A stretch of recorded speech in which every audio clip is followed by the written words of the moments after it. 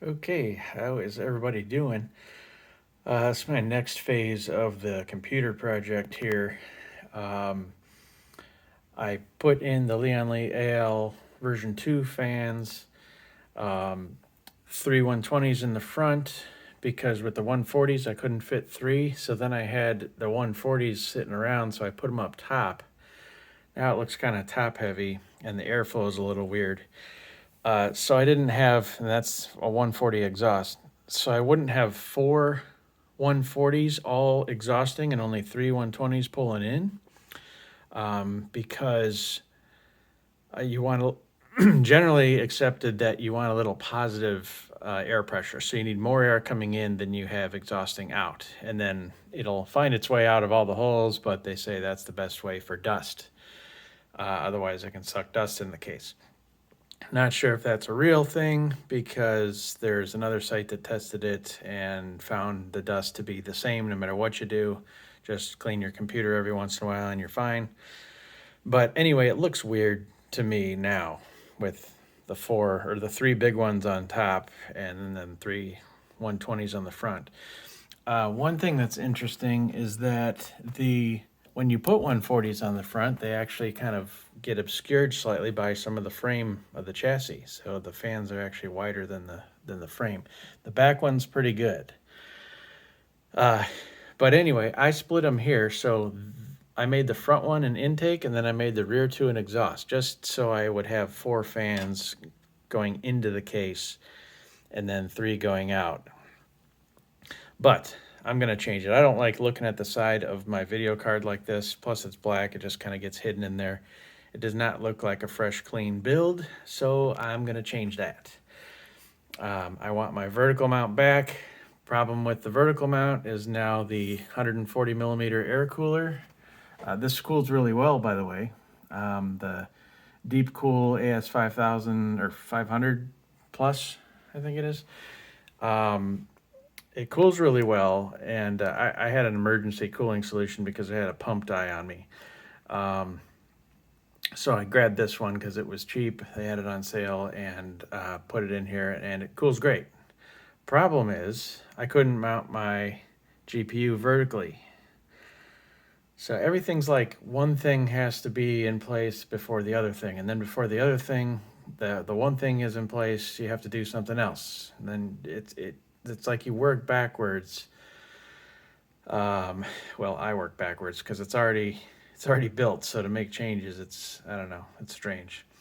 Anyway, also the other consideration here for cooling was I wanted some fan down here blowing into my hard drive. I've got a spinning hard drive down here, a 3.5 inch, where I keep all my photos. That's like my life's work. So I want to make sure that hard drive stays good. But I'm going to change that out as well. So anyway, before I ramble too long, I picked this up because this is all black and they're on next generation video GPUs now. So I got a NVIDIA 4070 Ti. Now this was I had a dilemma to go AMD like I has been doing. This is a 6750 XT, or go over to the NVIDIA side. And they don't have really an equivalent mid-level card for the 6750 Ti. I mean, it's the 7800 XT now, I believe, but it's $900. And if you're going to spend $900, you might as well spend $1,000 and get the 7900 XTX, the fastest, baddest card they've ever made. But that card would require a new power supply because they say it's a 1,000-watt power supply minimum, and now I'm up against buying a new power supply and getting the card, and then I'm up to $400 or $500 more than this solution, which this card is very efficient. The new NVIDIA cards are very efficient and thermally very good. So especially in the AIO model, this has a pretty fat heat sink on it. So I went with this. It's kind of an intermediate card, but the 5,000 cards are coming, and if I had a really expensive 4,000 card and the 5,000 shows up, I'm just going to lose a whole bunch of money. So this card is like light years beyond that one, although this plays every game on Ultra at 1440p, which is where I game. But this one will allow me to use ray tracing and DLSS and all that kind of fun stuff. So I'm going to put that in vertically. I have to take this out because when you mount it vertical, this will not fit. That's my problem. So I can't go air-cooled. I'm going to vertically mount that here, and then I have to go back to a water cooling setup, which means these 3 fans are going to go up on the radiator up top. I'm going to take, I believe, 2 of these. I'm going to see how it lays out and put them back down here, which is where they started with from the factory. My issue with this case is the Fractal Meshify 2 is that you see the top of the motherboard goes right up to the top. So when you put a radiator in and some fans on it, it covers up all your access right there.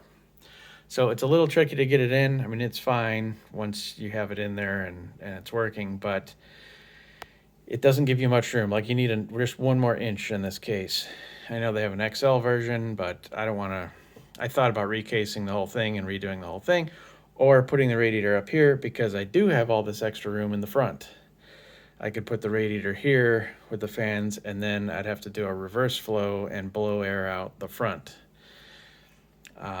In which case I'd have to turn these all into intakes and then just have the air going this way. But heat rises, and who knows? I'm overthinking everything, but there's no perfect option. Although I see some builds on YouTube, and there does seem to be some perfect options. I don't know. We'll see. So I'm going to get working on this, and I'll show you the results. Okay. Well, back in the process here of the computer project. It's like a computer exploded in my dining room. But here's what I got going. I switched to the ROG Strix 360 millimeter cooler because I wanted an Asetek pump. That guy right there. So Asetek 7th gen. I think they just had the 8th gen come out, but 7th gen, good enough.